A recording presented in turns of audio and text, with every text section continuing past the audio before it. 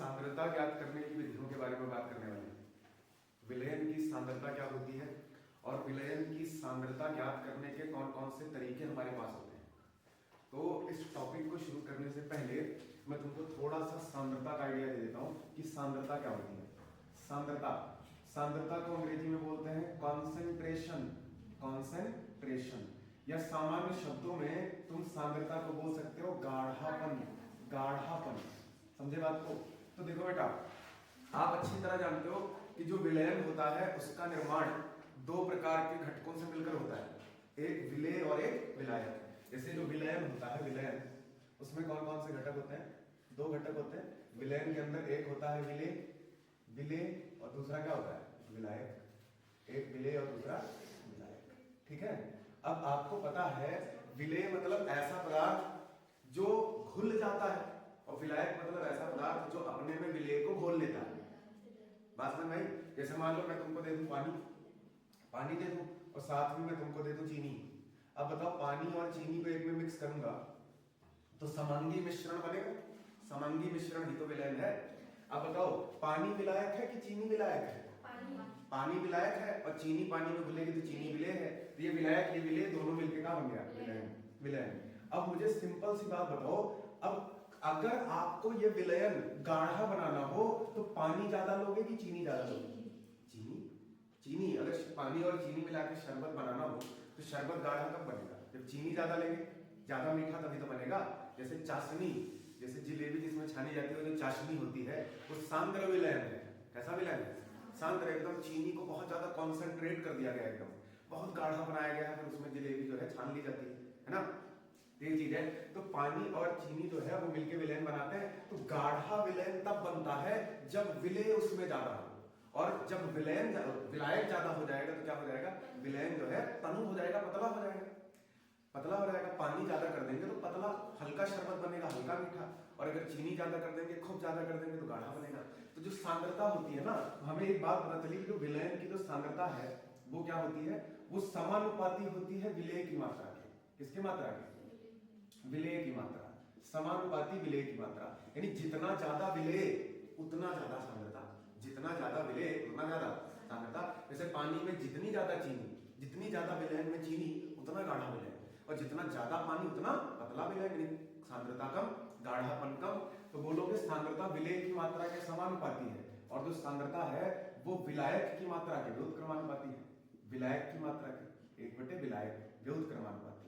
विलायक की मात्रा। तो दो बातें पता चल गई हैं कि विलयन की जो सांद्रता होती है वो विलेय के तो समानुपाती होती है, यानी विलयन में जितना ज्यादा विलेय मिलाएंगे सांद्रता उतनी ज्यादा बढ़ेगी, और विलायक की मात्रा के विरुद्ध क्रमानुपाती, यानी जितना ज्यादा विलायक करोगे उतनी सांद्रता कम होगी। तो सांद्रता क्या होती है? सांद्रता जो होती है वो बढ़ेगी जब आप क्या बढ़ाओगे? विलेय। जब तुम विलेय बढ़ाओगे तो सांद्रता बढ़ेगी, और सांद्रता कब घटेगी? जब तुम क्या करोगे? सांद्रता घट जाएगी जब तुम किसको बढ़ा दोगे? विलायक को। विलायक को ज्यादा कर दोगे तो सांद्रता घट जाएगी। ये संबंध समझ में आया? तो ये होती है सांद्रता। अब देखो, कोई भी विलयन सांद्र है कि तनु है, उसकी सांद्रता कितनी है। जैसे मान लो मैंने पानी और चीनी का तुमको एक विलयन बना के दे दिया, या दो विलयन बना के दे दिए।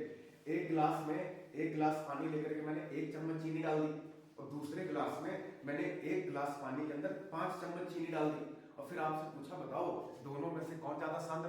तुरंत बताओगे 5 चम्मच चीनी हमारा डालोगे तो ज्यादा सांद्र है। लेकिन मैं ये कह दूं, एग्जैक्ट वैल्यू निकाल के बताओ, एग्जैक्ट वैल्यू निकाल के बताओ कि ये वाला इससे कितना ज्यादा सांद्र है। तो वहां पे आपको कुछ मेथड्स का यूज करना पड़ेगा, विलयन की सांद्रता ज्ञात करने की विधियों का यूज करना पड़ेगा। बात समझे? जैसे मान लीजिए एक छोटा बच्चा इतना बड़ा है और एक जो है वयस्क आदमी है, तो अभी मैं तुमसे पूछूं, एक छोटे बच्चे को बगल में खड़ा कर दूं, एक दाढ़ी मूंछ वाला तगड़ा आदमी खड़ा कर दूं, पूछूं कौन बड़ा? तो देख के तो बताएंगे वो तुरंत कि ये बड़े हैं, ये बड़े हैं, इनकी हाइट बड़ी है, और जो है बाकी इनके दाढ़ी मूंछ है, यानी इनकी एज ज्यादा है, बच्चे की एज कम है। लेकिन फिर मैं कहूं तुमसे कि एग्जैक्ट अंतर बताओ कितना अंतर है, ये इनसे कितना साल बड़ा है, तो तुम बिना छोटे बच्चे की एज जाने और उस वयस्क आदमी की एज जाने बिना डिफरेंस कहां निकाल पाओगे? निकाल पाओगे?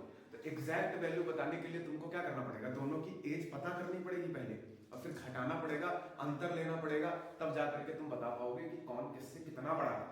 वही चीज अगर हमें दो सॉल्यूशंस का कंपैरिजन करना हो, तुलना करनी हो कि ये वाला विलयन इस वाले से सांद्र है कि तनु है, या कितना सांद्र है या कितना तनु है, तो ये बात पता करने के लिए आप निकालते हैं सांद्रता ज्ञात करने की विधियां, सांद्रता ज्ञात करने की विधियां। और विलयन की सांद्रता ज्ञात करने की अनेकों विधियां होती हैं, बहुत सारी विधियां होती है, तो हम उनके बारे में शॉर्ट में बात करेंगे, उनके फॉर्मूले के बारे में बात करेंगे सीधा, ठीक है। तो देखो बेटा, विलयन की सांद्रता ज्ञात करने की विधियां, विलयन की सांद्रता ज्ञात करने की विधियां, कौन कौन से तरीके होते हैं विलयन की सांद्रता ज्ञात करने के? देखो, सांद्रता ज्ञात करने की विधियां,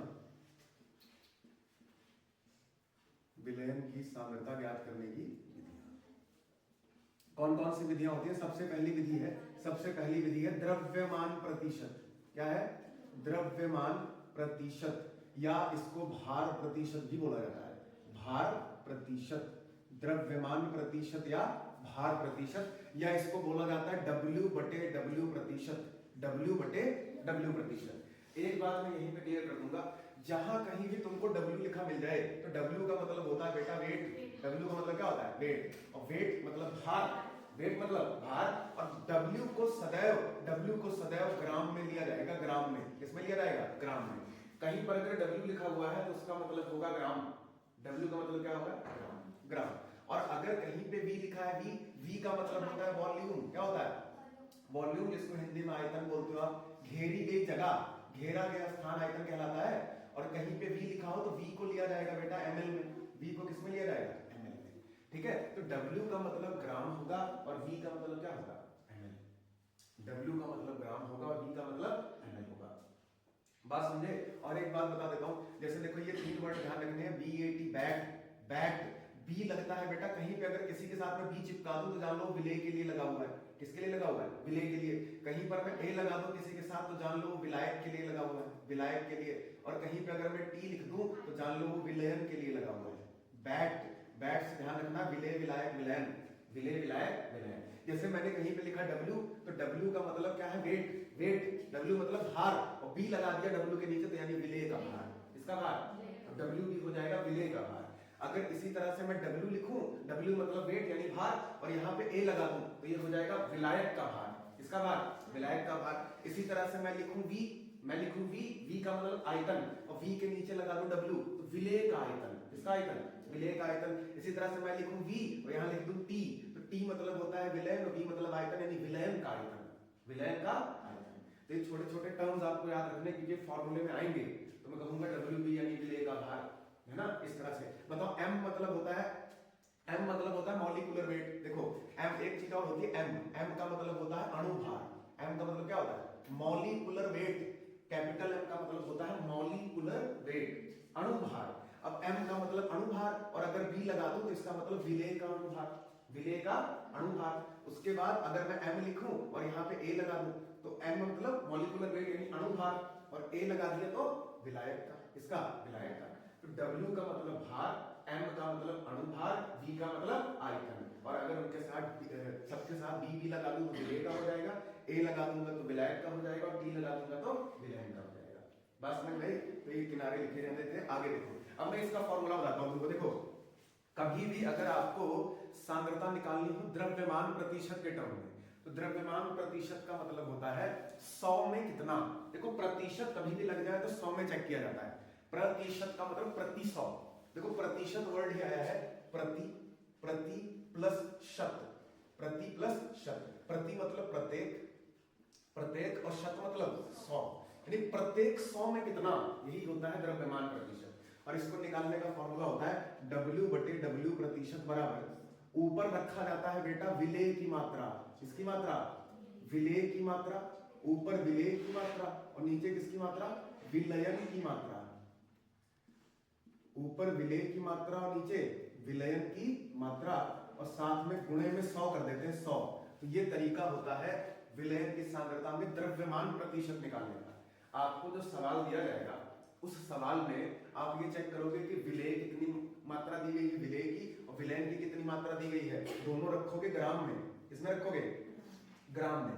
अब देखो ऊपर भी ग्राम और नीचे भी ग्राम, विलय को भी ग्राम में लेना है और विलयन को भी ग्राम में लेना है। तो ग्राम बटे ग्राम, और ग्राम के लिए क्या लिखते हैं डब्ल्यू, तो इसीलिए द्रव्यमान प्रतिशत को बोलते हैं डब्ल्यू बटे डब्ल्यू प्रतिशत। यानी सांद्रता में ऊपर विलेय और नीचे विलयन रहेगा, विलेय की मात्रा ग्राम में ली जाएगी और विलयन की मात्रा ग्राम में ली जाएगी, और गुणे 100 कर देंगे तो निकल के आएगा द्रव्यमान प्रतिशत। द्रव्यमान प्रतिशत, बात समझे? तो द्रव्यमान प्रतिशत मतलब 100 ग्राम में कितने ग्राम विलय मौजूद है।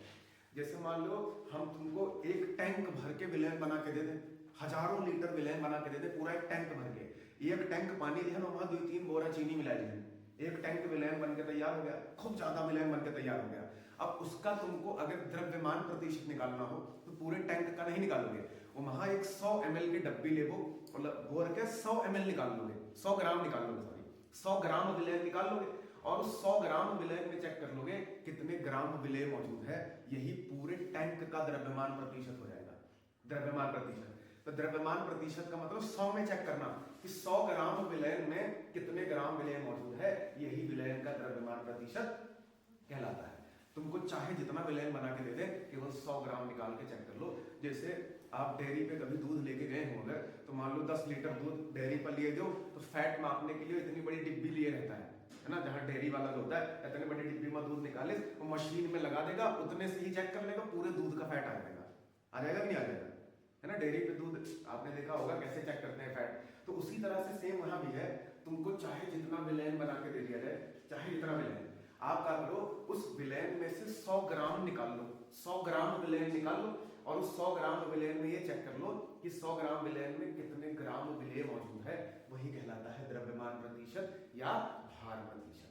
द्रव्यमान प्रतिशत या भार प्रतिशत, बात समझ में आई? तो ये द्रव्यमान प्रतिशत निकालने का फॉर्मूला होता है, लेकिन ध्यान रखना ऊपर विलय और नीचे विलय दोनों ग्राम में रहेगा। किसमें रहेगा? ग्राम में। या एक बहुत आसान सा सवाल अगर मैं तुमको दे दूं तो जल्दी से देखो, जैसे मान लो मैंने तुमसे कहा 20 ग्राम NaCl, 20 ग्राम NaCl 500 ग्राम विलयन में, 500 ग्राम विलयन में उपस्थित है, 500 ग्राम विलयन में उपस्थित है।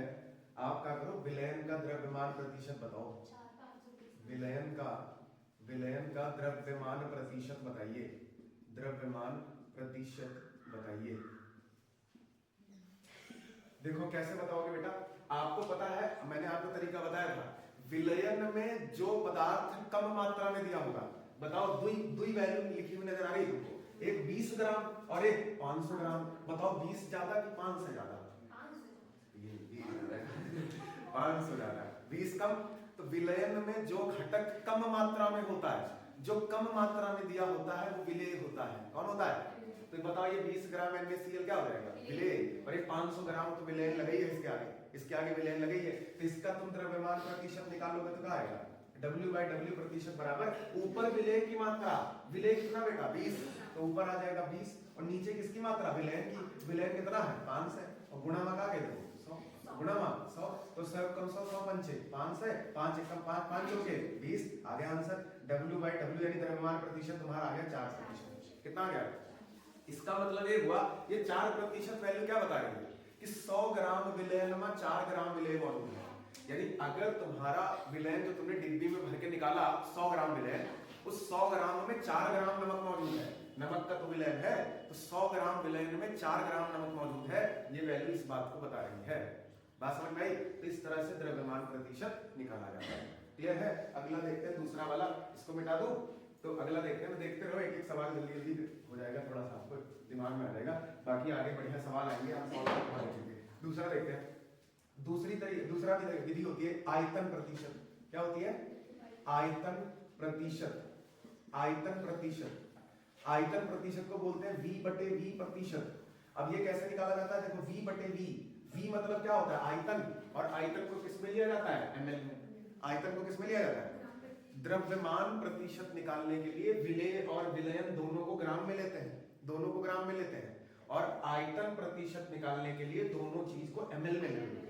बस यही है, दोनों को ml में ले लेंगे तो क्या आ जाएगा? आयतन प्रतिशत। तो V/V प्रतिशत क्या होगा? ऊपर हो जाएगा विलेय की मात्रा, ऊपर विलेय की मात्रा और नीचे विलयन की मात्रा, ऊपर विलेय की मात्रा और नीचे विलयन की मात्रा, और दोनों चीजें किसमें ले लोगे? ml में। और ये भी ml, और फिर गुणे में क्या कर दोगे 100, प्रतिशत की बात हो रही है तो गुणे 100 कर दोगे। बताओ आयतन समझ में आया? तो आयतन प्रतिशत निकालने के लिए ऊपर विलेय की मात्रा ml में और नीचे विलेय की मात्रा ml में, और गुणे में क्या कर दोगे 100। बात समझे? अब इसमें थोड़ा सा एग्जाम्पल ये खेल करता है कि वो तुमको जो है विलेयन ग्राम में दे देगा या विलेय ग्राम में दे देगा, तो आपको उस ग्राम को ml में बदलना पड़ेगा। ग्राम को ml में बदल के तब सवाल में रखना पड़ेगा, और ग्राम को ml में बदलना हो या ml को ग्राम में बदलना हो तो एक ही सदाबहार फॉर्मूला हमारे पास क्या होता है, घनत्व बराबर द्रव्यमान बटे आयतन। घनत्व बराबर द्रव्यमान बटे आयतन, द्रव्यमान बटे आयतन, ये फॉर्मूला है जिससे हम ग्राम को ml में और ml को ग्राम में बदलते हैं। घनत्व को अंग्रेजी में बोलते हैं डेंसिटी, तो घनत्व को d से लिखते हैं, d से, द्रव्यमान को मास बोलते हैं तो m हो जाएगा, और आयतन को वॉल्यूम बोलते हैं तो v, तो d बराबर m बटे v, d बराबर m बटे v। m मतलब होगा ग्राम, मास जो भार है, भार द्रव्यमान ग्राम में दिया रहेगा, v ml में दिया रहेगा। तो आपको सवाल में d दे देंगे, m दे देंगे तो आप v निकाल लोगे, और अगर आपको m दे देंगे d दे देंगे तो v आ जाएगा, या v दे देंगे d दे देंगे तो m आ जाएगा। यानी कोई दो चीजें दे करके आप तीसरी आराम से निकाल लोगे यहाँ से, d बराबर m by v, d बराबर m by v लगा करके। तो आयतन प्रतिशत कैसे निकाला जाता है समझ में आई बात? ऊपर विलेय की मात्रा, नीचे विलेय की मात्रा, दोनों ml में रखोगे, गुणे क्या कर दोगे 100 कर दोगे। बात समझ में आई? अब हम अगले टॉपिक, अगली विधि के बारे में बात करते हैं जो सबसे ज्यादा इंपॉर्टेंट है, जो सबसे ज्यादा पूछी जाती है, मोलरता। क्या है? मोलरता। सीधा काम की बात, मोलरता। मोलरता को अंग्रेजी में बोलोगे मोलैरिटी। मोलैरिटी। देखो मोलरता को समझने के लिए, मोलरता को समझने के लिए पहले हमें मोल के बारे में जानना होता है। मोल, मोल क्या होता है भाई? मोल, देखो मोल का मतलब होता है पदार्थ की मात्रा का मात्रक, पदार्थ की मात्रा का मात्रक। तो मोल का मतलब क्या होता है? मोल क्या है? मोल एक नंबर है, नंबर। मोल क्या है? नंबर। किसी भी पदार्थ की वो मात्रा, किसी भी पदार्थ की वो मात्रा जिसमें पदार्थ के 6.023 गुणे 10 के पावर 23 गुणे 10 के पावर 23 कण होते हैं, उसे एक मोल कहा जाता है। क्या कहा जाता है उसे? एक मोल। एक मोल का मतलब, जैसे एक मोल मार्कर, मैंने कहा एक मोल मार्कर, तो इसका मतलब इतने सारे मार्कर, इतने सारे मार्कर। एक मोल नमक, यानी नमक के इतने सारे कण, यानी ये एक नंबर है, नंबर। किसी भी पदार्थ के 6.023 गुणे 10 के पावर 23 कणों को एक मोल कहा जाता है। क्या कहा जाता है? एक मोल। और किसी भी पदार्थ का मोल निकालने का तरीका होता है, मोल बराबर होता है, मोल बराबर क्या होता है? मोल बराबर होता है पदार्थ का भार और बटे में अणुभार। पदार्थ का भार बटे में अणुभार। भार मतलब वेट तो W हो जाएगा, और अणुभार मतलब मॉलिक्यूलर वेट यानी M हो जाएगा, और मोल को N लिखते हैं। N बराबर होता है बेटा W बटे M, N बराबर W बटे N बराबर W बटे M।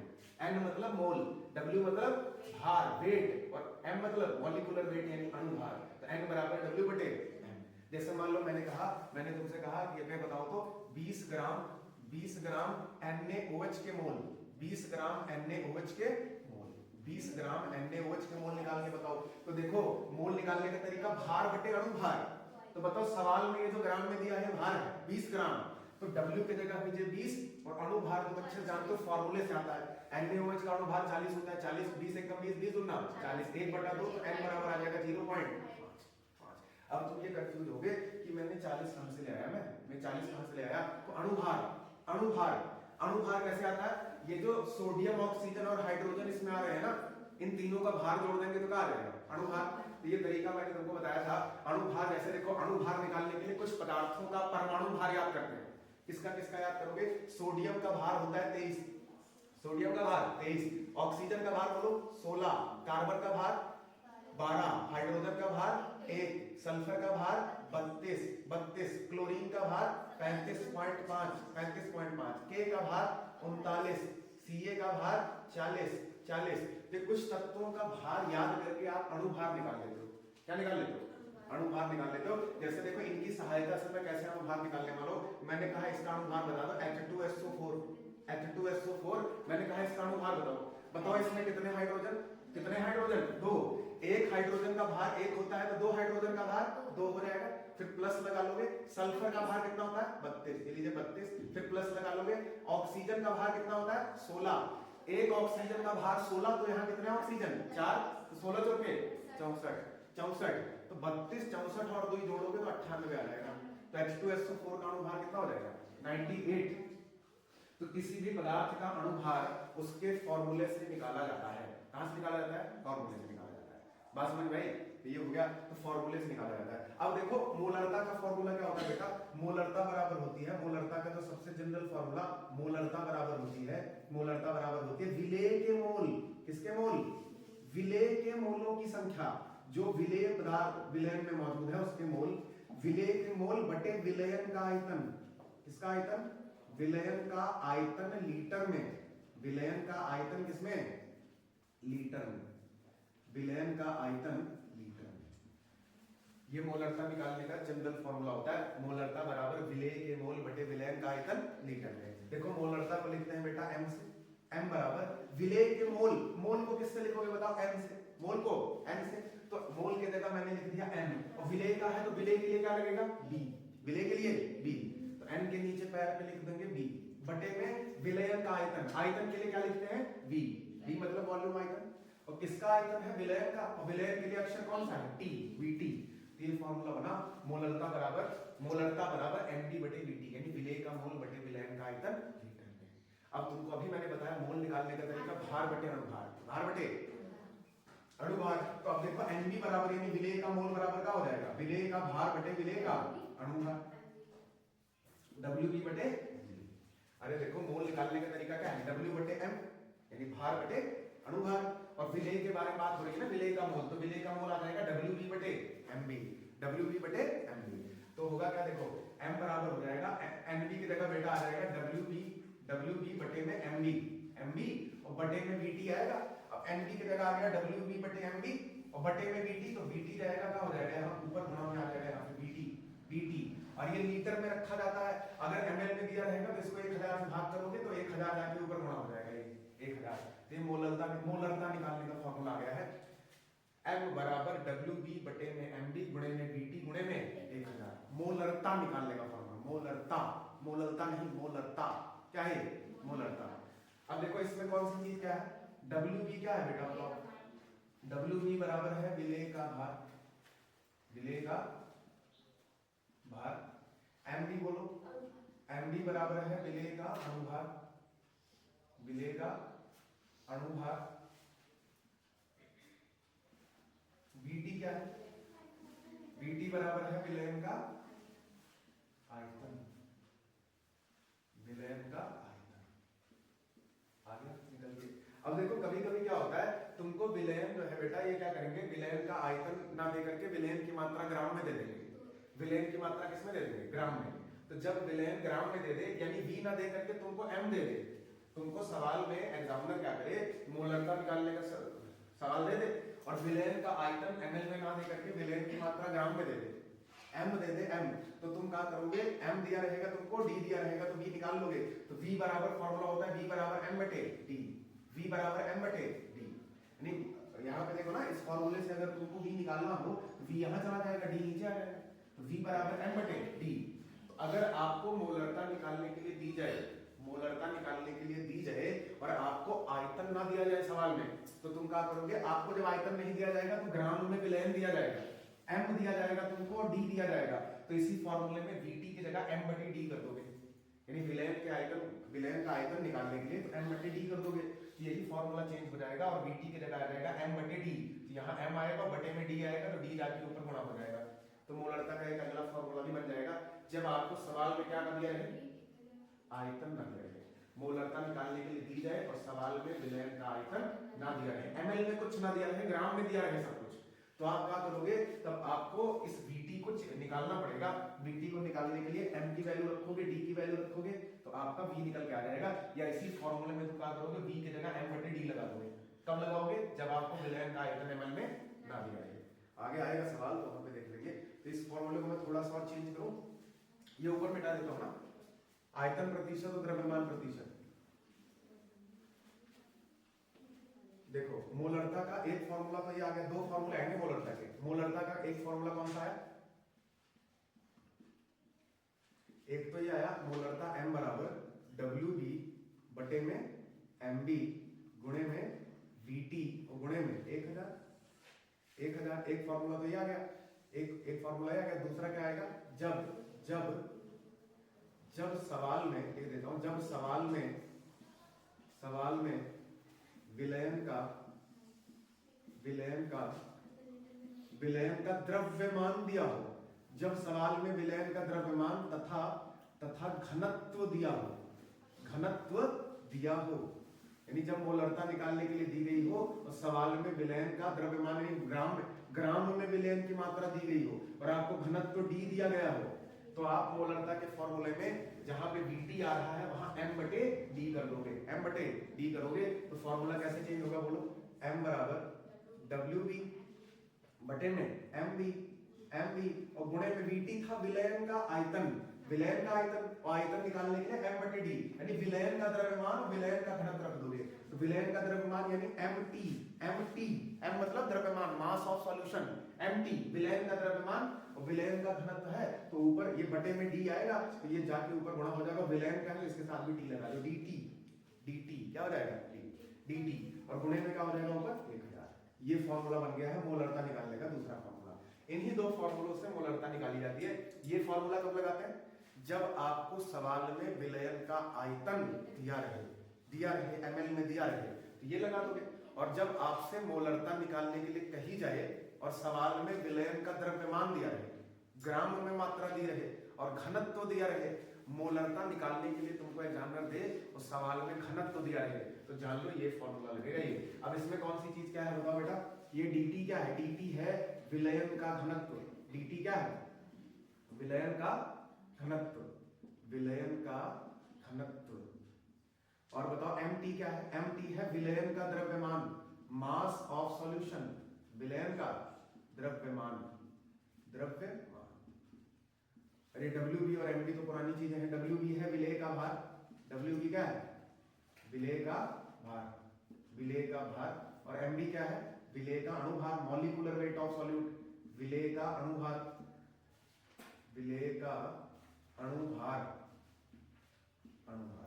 तो ये मोलरता निकालने के लिए दो महत्वपूर्ण फॉर्मूले, ठीक है? तो जान पाए कौन सा कब लगाना है, कौन सा फॉर्मूला कब लगाना है, जान गए?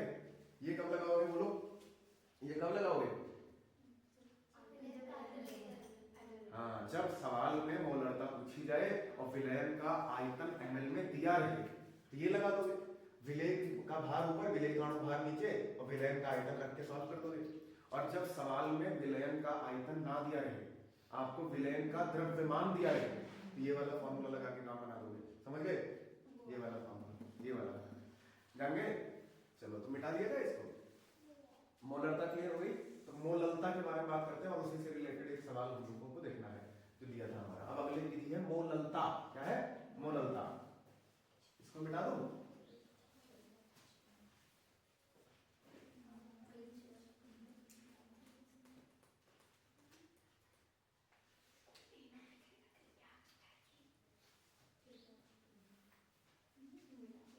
हो गया?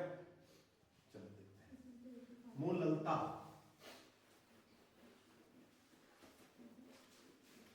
किनारे बता देते हैं मोललता को। देखो मोललता का फॉर्मूला पहले देखो कैसे आएगा। यहां देखो मोललता, मोलैलिटी,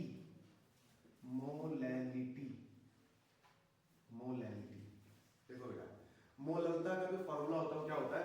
मोललता बराबर होती है, मोललता बराबर ऊपर सेम रहेगा बेटा, विलेय के मोल। मोललता बराबर क्या? विलेय के मोल, और नीचे इस बार मामला बदल जाएगा, विलायक का द्रव्यमान। किसका द्रव्यमान? विलायक का द्रव्यमान या भार जो भी बोलो, विलायक का द्रव्यमान किसमें रहेगा? केजी में। केजी मतलब किलोग्राम में। अब देखो मैं कैसे लिखूंगा, मोललता को लिखूंगा स्मॉल m, मोललता बराबर विलेय के मोल। विलेय मतलब बी लगेगा, बी, मोल मतलब n, मोल मतलब स्मॉल n, तो स्मॉल n मोल को दिखाएगा और विलेय का मोल है तो बी लगा देंगे, विलेय के मोलों की संख्या। और बटे विलायक का द्रव्यमान की अंग्रेजी क्या होती है? मास। क्या होती है? मास के लिए m लिखोगे m, और विलायक का है तो विलायक के लिए a, तो Nb बटे Ma, ये मोललता का फॉर्मूला हो गया है। m बराबर Nb बटे Ma। Nb क्या है? विलेय का मोल है, विलायक का द्रव्यमान Ma, m मतलब द्रव्यमान मास, और विलायक का है तो a लगा दिया Ma। जान गए? और मोल तुम जानते हो भार बटे अणुभार, तो क्या आ जाएगा बेटा? m बराबर Nb डब्ल्यू बी बटे एमबी। तो एनबी बराबर डब्ल्यू बी बटे एमबी। तो एम बराबर क्या हो जाएगा, एनबी की जगह आ जाएगा बेटा डब्ल्यू बी बटे में एम बी, और बटे में एम ए है तो एम ए आके यहाँ गुणा हो जाएगा एम ए। और अगर एम ए यानी विलायक का द्रव्यमान ग्राम में दिया है, इसको किलोग्राम में बदलोगे तो 1000 का नीचे भाग करोगे तो वही 1000 ऊपर आके मल्टीप्लाइंग आ जाएगा। ये आ गया मोललता निकालने का फॉर्मूला। अब इसमें कौन सी चीज क्या है, डब्ल्यू बी क्या है बोलो बेटा, डब्ल्यू बी बराबर है विलेय का भार, डब्ल्यू बी बराबर विलेय का भार बटे, और एम बी बराबर क्या है, विलेय का अनुभार, एम बी बराबर विलेय का अनुभार, अनुभार, और एम ए क्या है, विलायक का द्रव्यमान, विलायक, विलायक का द्रव्यमान, विलायक का द्रव्यमान, और एम है मोललता, एम क्या है मोललता। जान गए, ये मोललता निकालने का फॉर्मूला होता है। अब देखो एक बड़ी महत्वपूर्ण चीज, मोललता निकालने के लिए विलायक ले रखना होता है, विलायक। और विलायक निकालने का तरीका क्या होता है, विलायक निकालने के लिए तुम क्या करोगे, जैसे विलयन बराबर बनता है विलेय प्लस विलायक, जैसे देखो फॉर्मूला क्या होता है, विलयन बराबर, विलयन कैसे बना, विलयन बराबर होता है विलेय और प्लस में विलायक, प्लस में विलायक। तो देखो मोललता में एक विशेष बात ध्यान रखी जाती है कि आपको विलायक निकालना होता है, विलायक। विलायक कैसे आएगा, विलायक को इधर रोक लेंगे और विलेय को विलयन में से घटाना पड़ेगा। तो विलायक का फॉर्मूला होता है विलायक बराबर, विलायक बराबर, विलायक इधर रुका, विलेय आके विलयन में से घट गया तो क्या हो जाएगा, विलयन माइनस विलेय, विलयन माइनस विलेय, विलयन माइनस विलेय। ये जबरदस्त चीज है। तो विलायक निकालने के लिए विलयन में से विलेय घटाना पड़ेगा। तो विलयन में से जब तुम विलेय घटाओगे तब तुमको विलायक मिलेगा, और फिर उस विलायक की मात्रा को यहाँ रखोगे ला करके, और जब विलायक यहाँ रखोगे तब तुम्हारा आंसर आएगा, तब तुम्हारा आंसर आएगा। तो मोललता का फॉर्मूला नोट करो। अब अगर मान लो बेटा तुमको सवाल में विलयन दे दे एमएल में, एग्जामिनर सवाल में विलयन एमएल में दे दे, तो एमएल में देगा तो विलयन को ग्राम में बदलोगे पहले, और विलयन को ग्राम में बदलने का फिर वही तरीका, डी बराबर एम बाई वी। तो तुमको सवाल में एग्जामिनर क्या करेगा, तुमको v दे देगा और तुमको d दे देगा और तुमसे m निकालवाएगा। तो पहले तुम m निकाल लोगे, विलयन का द्रव्यमान निकाल लोगे, और विलयन का द्रव्यमान निकालने के बाद उसमें से विलेय का द्रव्यमान घटा दोगे तो विलायक आ जाएगा। क्या आ जाएगा, विलायक। और तब आप रख के तब आंसर लेके आ पाओगे। कभी फॉर्मूले में देखते हैं, सवाल में देखते हैं कैसे करना है। तो फॉर्मूला नोट हो गया, नोट हो गया फॉर्मूला। तो मैं सवाल लिख के बताता हूँ आपको कि सवाल कैसे होगा। चलो देखो बेटा, तो ये क्वेश्चन है हमारे पास, मोललता ज्ञात करनी है। इसमें मोललता क्या कह रहा है सवाल, H2SO4 का एक नमूना 94% WV है। इसी बात को समझ गए ना, उसके बाद काम खत्म है, बहुत सिंपल है मामला। फिर आगे अब तुम मोललता का फॉर्मूला जानते हो, मोललता निकालने का फॉर्मूला ये लिखा हुआ है कि मोललता बराबर WV बटे MB गुणे MA गुणे 1000। यानी मोललता निकालने के लिए भार बटे अनुभार गुणे विलायक का द्रव्यमान किलोग्राम में चाहिए। तो देखो मोललता का मैं पहले फॉर्मूला लिख लेता हूँ। मोललता m बराबर क्या होता है, WB बटे में MB गुणे में MA और गुणे में ऊपर 1000। यही तो है बेटा। अब सबसे पहले ये परसेंटेज तुमको तोड़ना आना चाहिए, वरना अपनी जिंदगी में कभी ये सवाल तुम लगा नहीं पाओगे। कभी भी विलयन के क्वेश्चन में अगर तुमको परसेंटेज लिखा हुआ दिख जाए 50%, 80%, 70%, 94%, 98%, दुनिया का कोई परसेंटेज लिख के एग्जामिनर तुमको दे दे, तो तुमको सबसे पहले एक काम ये करना है, तुम मान लोगे तुरंत विलयन की मात्रा 100, विलयन की मात्रा 100, विलयन की मात्रा बराबर 100, बराबर कितना 100। देखो परसेंटेज का मतलब है 94% का मतलब होता है 100 में 94, 100 में 94, 50% का मतलब 100 में 50, 70% का मतलब 100 में 70, 40% का मतलब 100 में 40। इसका मतलब ये है 94% का मतलब ये है बेटा कि अगर विलयन 100 है तो उसमें 94 विलेय है। अगर विलयन 100 है तो उसमें 94 क्या है, विलेय या विलायक जो भी है। जैसे जनरली ज्यादातर केसेस में विलायक होता है, विलेय होता है। और यहाँ पे भी आप 94 तो ज्यादा हो जाएगा, आप कहोगे विलयन में विलायक ज्यादा होता है, तो यहाँ 94 को विलेय मानोगे, विलायक मानोगे, क्या मानोगे। लेकिन एज विलेय मान करके होना तो चाहिए इसको विलायक, लेकिन हम विलेय मान के सॉल्व करेंगे, विलेय मान के सॉल्व करेंगे क्योंकि एसिड की बात है ना, एसिड की बात है। तो देखो विलयन की मात्रा बराबर 100 मान ली। अब देखो 94% का मतलब अगर विलयन 100 है तो उसमें विलेय की मात्रा 94 है। विलेय की मात्रा कितनी है, तो विलेय की मात्रा 94, तो विलयन हो जाएगा 100 और विलेय की मात्रा क्या हो जाएगी, विलेय की मात्रा बराबर बेटा 94। अब ध्यान से सुन लो मेरी बात, अब आपको किसको ग्राम लिखना है किसको एमएल में लेना है, ये बात हमें ये बता रहा है ये W/V। और अभी मैंने तुमको बताया था W का मतलब होता है बेटा ग्राम, W का मतलब ग्राम और V का मतलब क्या होता है एमएल। W का मतलब ग्राम और V का मतलब एमएल। बताओ मुझे, ऊपर W है और नीचे V है, ऊपर W नीचे V, और सांद्रता के फॉर्मूले में ऊपर आता है विलयन विलेय और नीचे आता है विलयन, ऊपर आता है विलेय और नीचे आता है विलयन। अभी जब तुमको सांद्रता का फॉर्मूला लिखाया था तो क्या लिखाया था, ऊपर विलेय और नीचे विलयन, ऊपर विलेय नीचे विलयन, यानी ऊपर वाली चीज यानी जो विलेय है, विलेय के लिए ऊपर W आया है और नीचे विलयन के लिए V आया है, और W का मतलब ग्राम यानी विलेय की मात्रा तुमको ग्राम में लेनी है, और ऊपर नीचे V आ रहा है और सांद्रता में नीचे विलयन होता है विलयन, तो विलयन की मात्रा यहाँ पे 100 ml हो जाएगी। बस यही इतना कर दिया तुमने, तो जान लो फिर सवाल आधा खत्म हो गया, समझे। तो जब भी तुम परसेंटेज लगा हुआ देखो तो तुरंत विलयन को 100 कर दो, और जो परसेंटेज जितना लिखा है वो विलय होता है, जैसे 94 में लिखा है तो विलय 94 हो जाए और टोटल विलयन हो जाएगा 100। अब ऊपर W है और W मतलब ग्राम सांद्रता में ऊपर विलय आता है यानी विलय को ग्राम में लेना है, और नीचे V है तो विलयन को ml में लेना है, V मतलब ml, W मतलब ग्राम, तो विलय को मैंने ग्राम में लिख दिया और विलयन को ml में लिख दिया, काम खत्म।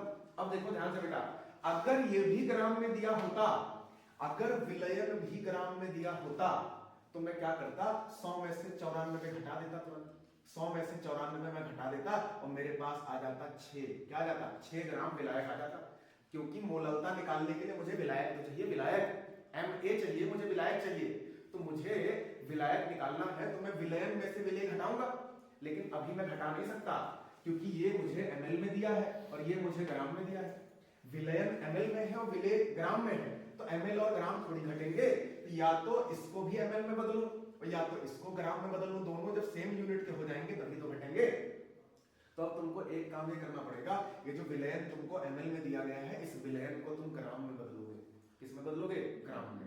तो विलयन को जो ml में दिया गया है इसको ग्राम में बदलेंगे, और ग्राम में बदलने के बाद जब विलयन ग्राम में आ जाएगा तो ग्राम में विलयन जब आ जाएगा तो उसमें से विलय घटा देंगे और तब हमें मिल जाएगा विलायक मिल जाएगा, विलायक क्या मिल जाएगा, तो जल्दी कर देते हैं। तो आप क्या करोगे, विलयन को बेटा ml से ग्राम में बदलोगे, और फॉर्मूला हमारे पास क्या होता है, D बराबर m/V, D बराबर m/V।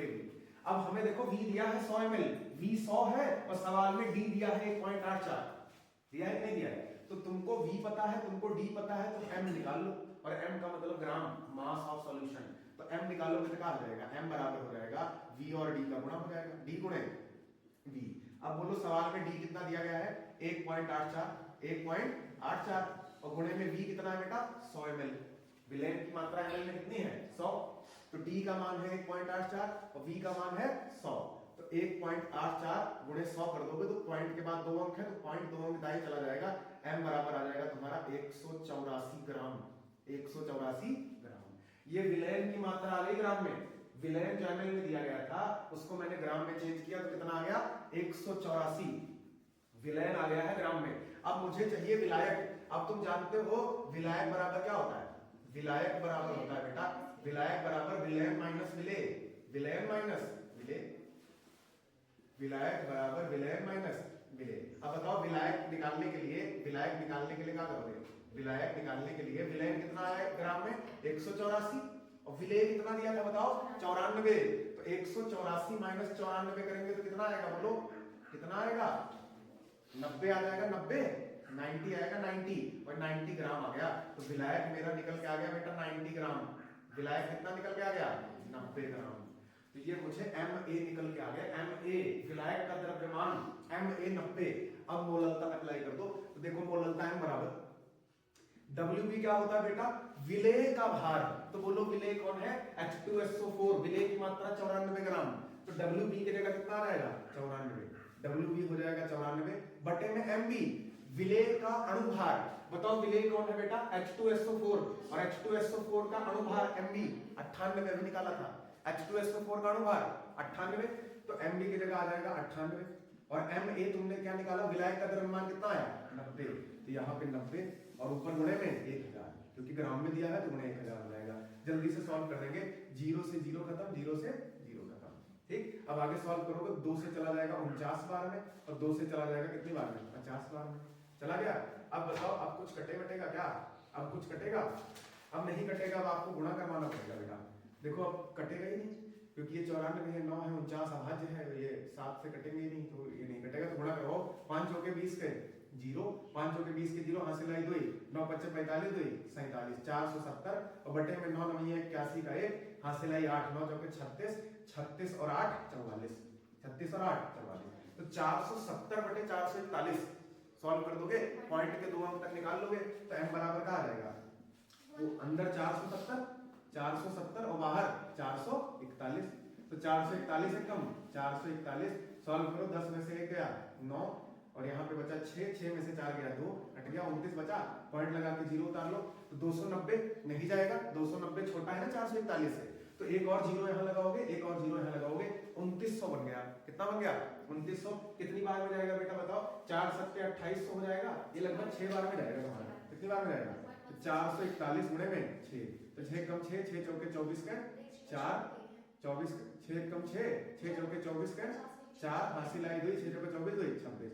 2646, 2646, तो 6 बार में चला गया है 2646, 2646, तो पॉइंट के 2 अंक तक निकल के आ गया है 1.06।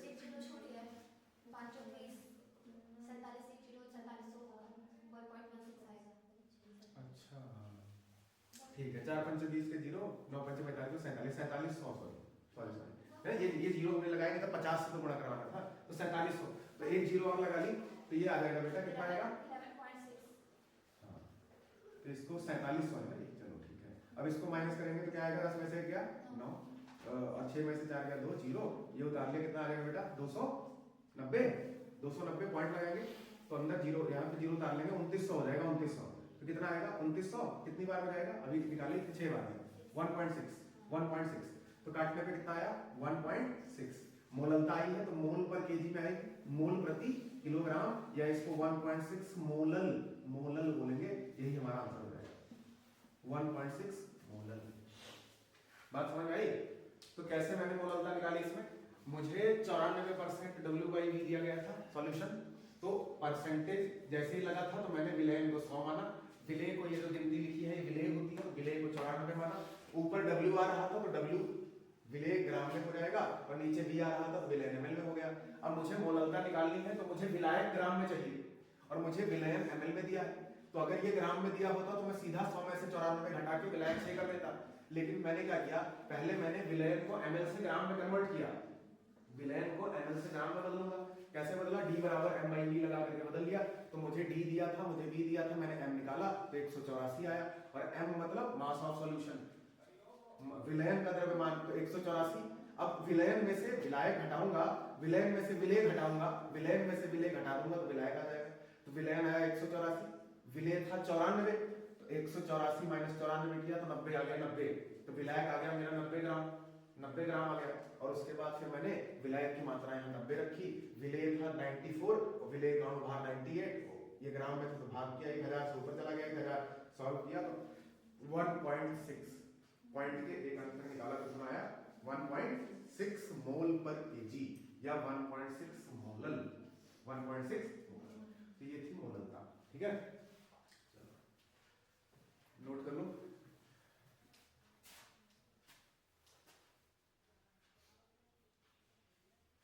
तो क्लियर हो गई है मोल सांद्रता ज्ञात करने की विधियां। चलो एक और है मोल प्रभाव, इसके बारे में थोड़ा बात कर लेते हैं कि कैसे निकाला जाता है, कई क्वेश्चन मिलेगा मोल प्रभाव का, तो हम देख लेंगे इसको। ठीक है,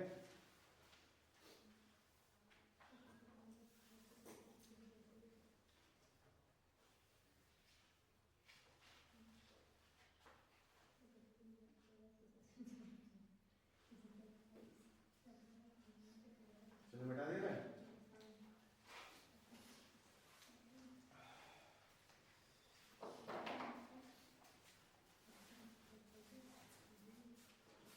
मिटा दो।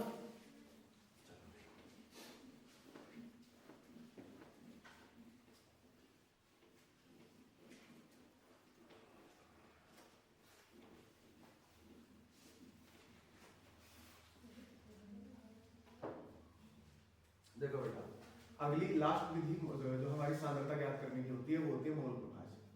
क्या प्रभाज, जिसको बोला जाता है मोल फ्रैक्शन।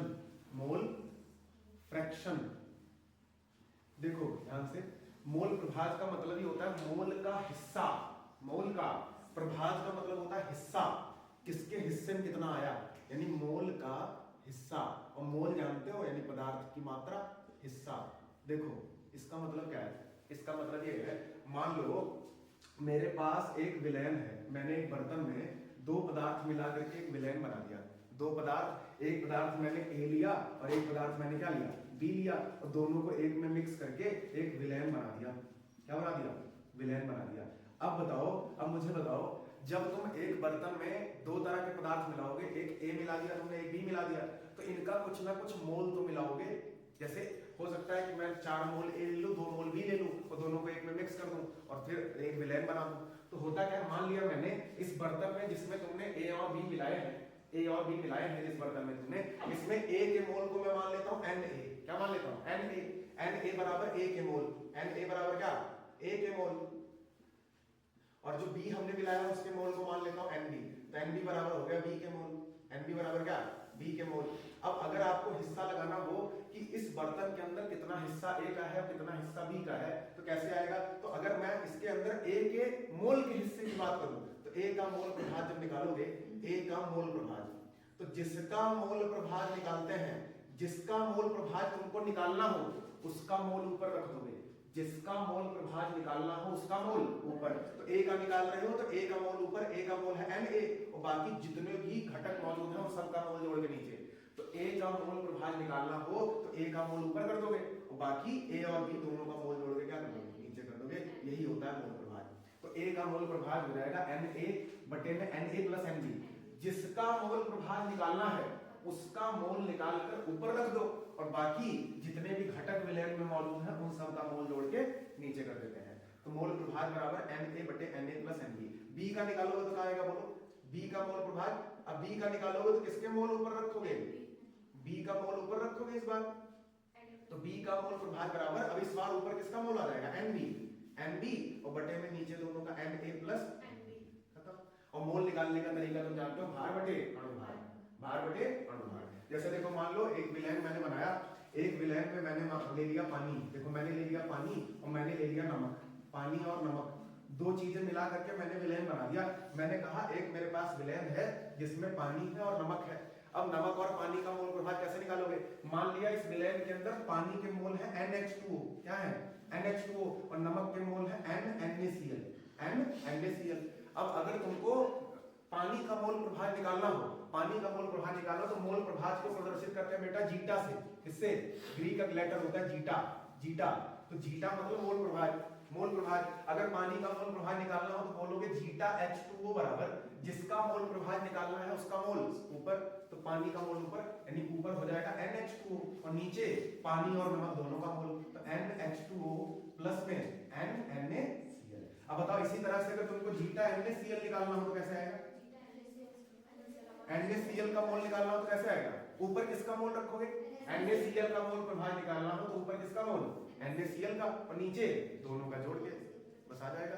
तो जीटा NaCl बराबर हो जाएगा NaCl, यानी NaCl के मोल और बटे में NH2O और प्लस में NaCl। तो मोल प्रभाज निकालने का ये मेथड होता है। बिना मोल निकाले तुम कभी मोल प्रभाज नहीं निकाल सकते हो।